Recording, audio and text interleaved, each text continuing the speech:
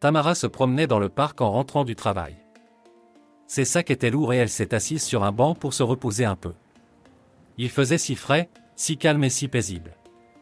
Une petite fille d'une dizaine d'années descendait l'avenue, portant un gros chat avec des pompons aux oreilles. Tamara était curieuse, elle n'avait jamais vu un tel chat auparavant. Après s'être renseignée sur le pédigré du chat, elle se tourna vers la petite propriétaire. « Oui, c'est un Maine Coon, une race rare », répondit fièrement la jeune fille avant de poursuivre. Tamara réfléchit encore, oui, elle a déjà eu affaire à un tel chat dans sa vie, mais seulement à un chat sauvage. Les souvenirs lui reviennent en mémoire, bien qu'elle les ait refoulés pendant de nombreuses années. Elle était maintenant heureuse en ménage et, malgré les difficultés de sa vie, elle se portait bien. La paix et l'harmonie régnaient dans la famille et ses enfants grandissaient, mais sa vie n'avait pas commencé aussi rose.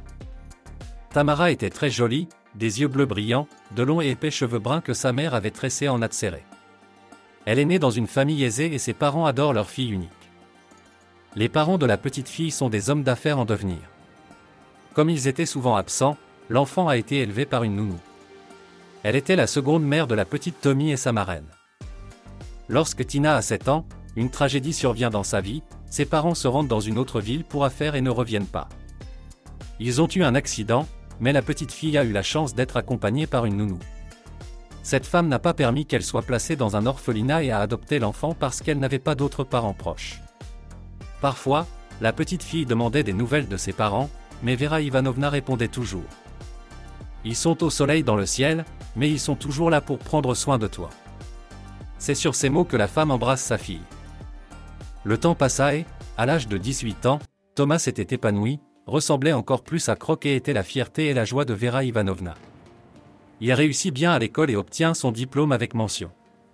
Vera Ivanovna décide d'étudier à l'université où ses parents ont étudié. En général, elle est attirée par l'architecture et tout ce qui s'y rapporte. Tamara s'efforce d'être la meilleure élève du lycée. Après tout, on se souvenait encore de ses parents dans cette université et elle était censée les remplacer valablement. Tout se passait bien jusqu'à ce que Daniel entre dans sa vie. En fait, elle avait beaucoup d'amis et d'admirateurs autour d'elle, mais elle ne faisait attention à personne. Elle était complètement absorbée par ses études.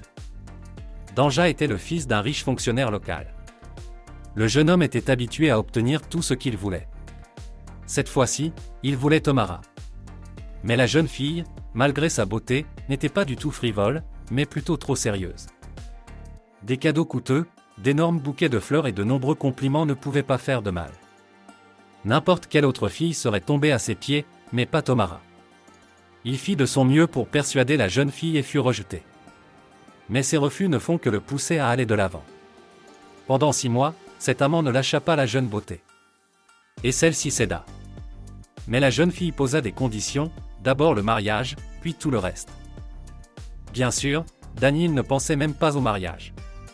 Le garçon n'avait qu'une envie, obtenir ce qu'il voulait de cette première beauté du cours. Un jour, elle invite Tamara à la datcha. « Mon père demande souvent de tes nouvelles et ma mère veut te rencontrer avant le mariage », dit Danja en souriant. Il persuada la jeune fille de l'accompagner à la datcha. Bien sûr, ses parents ne sont pas là, mais Dania assure à Tamara qu'ils seront là d'une minute à l'autre et qu'entre-temps, ils pourront se détendre autour d'un verre de vin. Tamara ne se souvient pas du reste de l'histoire. Tout était flou. Il l'a droguée et a abusé d'elle. Alors qu'elle était encore inconsciente, Dania l'a conduite dans les bois et l'a poussée hors de la voiture, les vêtements déchirés et les mains attachées. Tamara s'est réveillée dans une maison inconnue, dans un lit inconnu. Elle avait l'impression que sa tête allait exploser. Elle ne se souvenait de presque rien. La dernière chose dont elle se souvient est peut-être d'avoir bu une gorgée du verre que Daniel lui a offert. À côté d'elle, il y avait un énorme chat tacheté avec des pompons aux oreilles. Il semblait la regarder, l'étudier de ses yeux jaunes ambrés. « Où suis-je » demanda Thomas d'une voix presque inaudible, sans savoir de qui elle venait. « Tu es réveillé, c'est bien. » Une vieille femme entra dans la pièce, une tasse de liquide fumant dans les mains. « Maintenant, Kofinka, assieds-toi » et elle éloigna le lynx du lit où Thomas était couché. « Bois ça. » Mais Thomas recula devant la tasse comme s'il s'agissait d'un réservoir à matière fécale. « N'aie pas peur, c'est une potion de guérison, tout ce qui est mauvais est derrière toi, je vais t'aider à te rétablir et à tout oublier. De toute façon, je ne me souviens pas de grand-chose. » Thomas prit le gobelet d'une main tremblante et but une gorgée du liquide amer. Il vaut peut-être mieux que tu ne te souviennes de rien. Fima t'a emmené hors de la forêt, inconsciente et ligotée. Qui t'a fait ça et pourquoi? Tu ne te souviens vraiment pas ou tu ne veux pas me le dire? Thomas raconta à Thésa tout ce dont elle se souvenait et ce qu'elle soupçonnait déjà. Ce salaud, la femme leva les mains, je devrais le dénoncer. Non, Thomas refusa catégoriquement, mais je peux rester avec toi, je ne veux pas retourner au village, je ne peux voir personne. Il faut que je dise à ma mère où je suis. Tu ne peux pas le quitter, mon enfant, l'impunité engendre de nouveaux maux. Mais c'est à toi de décider, bien sûr. Je ne peux pas te forcer à punir une canaille. Reste avec moi aussi longtemps que tu le souhaites, et je m'occuperai de ta mère, ne t'inquiète pas. Tomara ne retourna pas à l'école, elle vécut encore 6 mois avec son sauveteur Tésia et le lynx Finka, elle devint amie avec eux deux, elle allait souvent se promener dans la forêt, et le lynx l'accompagnait toujours, ainsi Tésia savait que la jeune fille était en totale sécurité. Peu à peu, Tomara retrouva ses forces physiques et mentales et quitta la maison qu'il avait abritée, elle et ses nouveaux amis. En guise d'adieu, elle a laissé à Tésia son numéro de téléphone pour qu'elle puisse la contacter. De retour en ville, Tomara prend un emploi et poursuit ses études à temps partiel dans une autre université. Peu de temps après, un soir, le téléphone a sonné à la maison. Tésia, tout excitée, leur annonça que Finka avait puni le salaud qui avait harcelé Thomas. Il avait fait la même chose avec une autre fille et était probablement devenu fou en toute impunité. Mais il n'avait pas eu de chance.